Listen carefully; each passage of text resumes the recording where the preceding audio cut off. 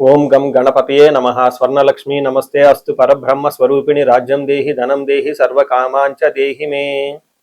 12 రాసుల వారికి లక్ష్మి స్వర్ణలక్ష్మి అమ్మవారి యొక్క కృపా కటాక్షం వలన ప్రతి ఒక్కళ్ళకి ఆత్మజ్ఞానం కలిగి ఉండాలి. తద్వారా ప్రతి నిమిషం ప్రతి సందర్భంలోనూ సంతోషంగా ఉత్సాహంగా ఉండే విధంగా అమ్మవారికి అందరినీ ఆశీర్వదించాలని, అంతేకాకుండా రాజ్యం దేహి మన అందరికీ మంచి పదవి, ఉన్నతమైన స్థితి, ఒక అధికారం, దర్పం అన్ని కలిగించాలని, దానితో పాటు స్వర్ణలక్ష్మి అమ్మవారు ప్రతి ఒక్కరికి ధన ప్రవాహాన్ని కలిగించాలని, ఫైనల్ గా సర్వకామాంచ దేహిమే మనం అనుకున్న ప్రతి కోరిక కూడాను ఇమ్మీడియట్ గా తక్షణమే అమ్మవారు మనకి నెరవేర్చాలని చెప్పేసి అమ్మవారు ప్రార్థన చేస్తూ, గణపతిని కూడా మనం చేసే ప్రతి దానిలోనూ మనకి బుద్ధి సిద్ధి చక్కటి విజయాన్ని, ఒక మంచి వివేకాన్ని కలిగించాలని, సత్ డిసిషన్స్ మంచి నిర్ణయాలు తీసుకునే విధంగా మనకి గణపతి మనకు కృప ఉండాలని చెప్పేసి ప్రార్థన చేస్తూ, ముందుగా మనం మేషరాశి చూస్తే, మేషరాశి వాళ్ళకి 3వ స్థానంలో సూర్యుడు ఉన్నాడని చెప్పుకోవాలి. ఎప్పుడైతే సూర్యుడు 3వ స్థానంలో వెళ్ళారో మేషరాశి వాళ్ళకి చాలా మంచి టైం వస్తుందని గమనించుకోవాలి.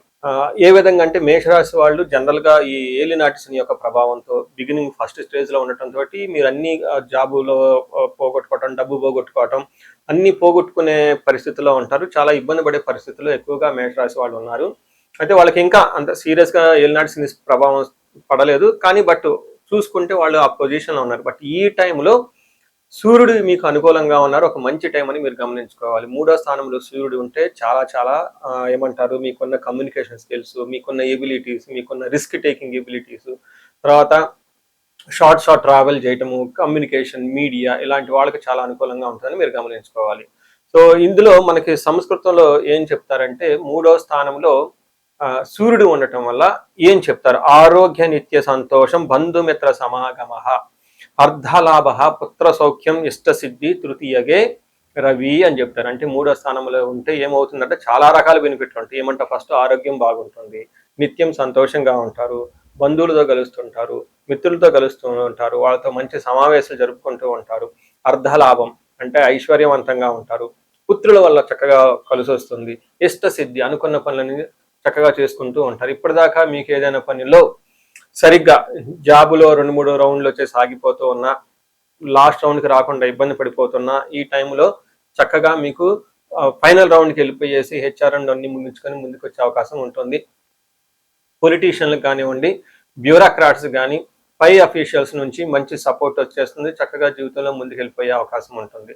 దీనితో పాటు అర్ధలాభం, ధనం విషయంలో ఇప్పటిదాకా మీకు ఎక్కడైనా ఇబ్బంది పడుతూ ఉంటే ధనం ఫ్లో వచ్చే అవకాశం ఉంటుంది. పుత్ర సౌఖ్యం, పిల్లల విషయంలో కూడాను చాలా చక్కగా ఉంటుంది. ఫాదర్ అండ్ సన్ ఇలా డ్యూవల్ మధ్య ఏమైనా ఇబ్బందులు ఉన్నా, కమ్యూనికేషన్స్ ఉన్నా, మనస్పర్ధలు ఉన్నా ఈ టైంలో చక్కగా అన్ని పోయేసి పిల్లల ద్వారా మంచి శుభవార్తలు వినే అవకాశం ఎక్కువగా ఉంటుంది. వీళ్ళకి అకాడమిక్స్లో ర్యాంక్స్ రావటం కానివ్వండి, లేదంటే వాళ్ళు అనుకున్న విధంగా ప్రమోషన్స్ రావటం, ఇలాంటి విషయాలు వాళ్ళ లైఫ్లో ఇంపార్టెంట్ పనుల్లో అభివృద్ధి సాధించడం ద్వారా మీకు మంచి హ్యాపీ న్యూస్ వచ్చే అవకాశం ఎక్కువగా ఉంటుంది. ఇష్టసిద్ధి, మీరు ఇప్పటిదాకా ఏదైనా అనుకున్న పనుల్లో స్టాగ్నేటెడ్గా ఉండి, లేకుంటే అన్ని వాయిదాలు పడుతూ ఉన్న పనులు కాస్త చక్కగా ఈ టైంలో జరిగి ముందుకెళ్ళిపోయే అవకాశం ఎక్కువ ఉందని గమనించుకోవాలి. ఇంకొక విషయంలో జాగ్రత్తగా ఉండవలసిన ఒక పాయింట్ ఏంటంటే ఫాదర్ విషయంలో కొంచెం జాగ్రత్తగా ఉండాలి. అలానే లాంగ్ ట్రావెల్ చేసేటప్పుడు కొంచెం చికాకులు వచ్చే అవకాశం ఎక్కువ ఉంటుంది, కాబట్టి కొంచెం ప్లానెడ్గా లాంగ్ ట్రావెల్ చేస్తే బాగుంటుంది. సో ఇది మనకి ఈ మేషరాశి వాళ్ళకి సూర్యుడి వల్ల కలిగే చక్కటి ఒక పాజిటివ్ సైడ్. ఓకే, శుభ ఫలితాలు అని మనం చెప్పుకోవచ్చు. మనం పరిహారాలు చూసుకుంటే సూర్యుడికి కొన్ని పరిహారాలు మీరు చేసుకునే పరిహారాలు కొన్ని ఉంటాయి. కొన్ని వచ్చేటప్పటికి బ్రాహ్మణ పండితులతో చేయించుకోవడం చాలా ముఖ్యం. కొన్ని క్షేత్ర దర్శనాలు కూడా చేసుకోవడం చాలా చాలా ఇంపార్టెంట్. ముందు ముఖ్యంగా మీవంతా సెల్ఫ్ రెమెడీస్ అంటారు, మీరంతా స్వయంగా చేసుకునే పరిహారాలు కొన్ని ఉంటాయి. అందులో ముఖ్యంగా చూసుకుంటే సూర్య నమస్కారాలు చేయడం చాలా ఇంపార్టెంట్. సూర్య అష్టకం చదవటము లేదా ఆదిత్య హృదయ స్తోత్రం చదవటం కూడా చాలా ఇంపార్టెంట్. ఎప్పుడైతే ఆదిత్య హృదయ స్తోత్రము, హనుమాన్ కార్యసిద్ధి మంత్ర రెండు కలిపి కనుక చదువుకలిపితే ఇంకా చాలా మంచి రిజల్ట్ ఉంటుంది. సో ఇక్కడ ఆదిత్య హృదయ స్తోత్రంతో పాటు హనుమాన్ చాలీసా కానీ, హనుమాన్ కార్యసిద్ధి మంత్రం కానీ చదువుకుంటే ఇంకా చక్కటి మంచి రిజల్ట్ వస్తుంది.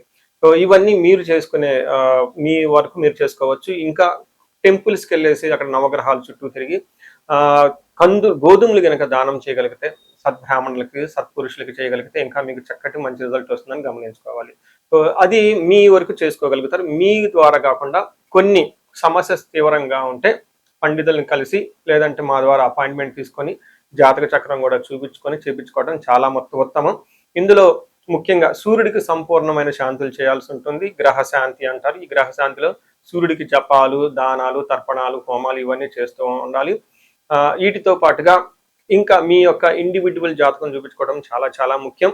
ఎవరికైతే మీ యొక్క ఇండివిజువల్ లైఫ్లో మీకు ఏజ్ 35 to 45 మధ్యలో ఉండి 40 years ప్లస్ ఆర్ మైనస్లో ఉన్న వాళ్ళకి ఎక్కడైనా మీకు లైఫ్ స్టాగ్నేటెడ్ కనిపించింది, అప్పటిదాకా సక్సెస్ఫుల్ ట్రాక్ రికార్డు ఉండి ఇక్కడ ఎందుకో ఆగిపోయారు, గ్రోత్ లేదని మీకు అనిపిస్తే ఒక్కసారి కాల్ చేసి అపాయింట్మెంట్ తీసుకోండి, మీ జాతకం చెక్ చేసుకోండి. నేను 35 to 45 ఏజ్ గ్రూప్ రీసెర్చ్ గ్రూప్గా చేస్తూ ఉన్నాను. చాలా మంది పీపుల్ మిడ్ లైఫ్ క్రైసిస్ అని చెప్పేసి ఇక్కడ ఆగిపోతూ ఉంటారు. చాలా మందికి డైవర్స్ అవుతూ ఉంటుంది, సడన్ గా కెరీర్లో బ్రేక్ వస్తూ ఉంటుంది.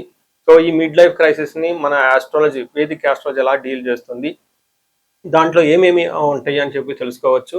ముఖ్యంగా జ్యోతిష శాస్త్రం ప్రకారం గ్రహ శాంతులు అని ఉంటాయి, గ్రహ దోషాలు అని ఉంటుంది. మీ యొక్క అంతర్దశలు దశలు తెలుసుకొని వీటిల్లో ఏదైనా ఒక గ్రహం దోషం ఉండటం అయితే మీరు స్టాగ్నెంటెడ్ అయిపోతారు. దాన్ని ఎలా బయటకు రావాలని పరిహారాలు తెలుసుకోవాలి.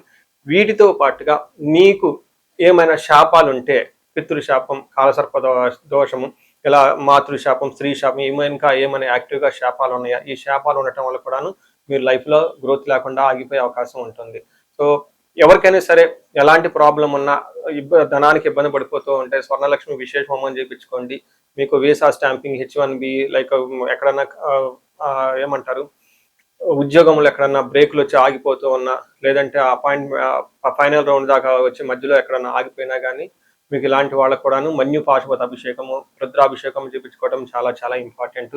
భార్యాభర్తల మధ్య గొడవలకు అన్యోన్య దాంపత్య పాశుపతం చేయించుకోవటం, ఎవరికైనా సర్పాలు, కాలసర్ప దోషాలు, మహాకాలసర్ప దోషాలు అంటే కాలసర్ప దోష నివారణ పూజలు, పితృదోష నివారణ పూజలు మీ యొక్క జాతకం చూసుకొని ఇవన్నీ చేసుకోవటం వల్ల జీవితంలో 10 రెట్లు ఖచ్చితంగా వెళ్ళే అవకాశం ఎక్కువగా ఉంటుందని గమనించుకోవాలి. మీ అందరికీ అష్టైశ్వర్యాలు కలగాలని, భోగభాగ్యాలు కలగాలని చెప్పేసి కోరుకుంటున్నాను.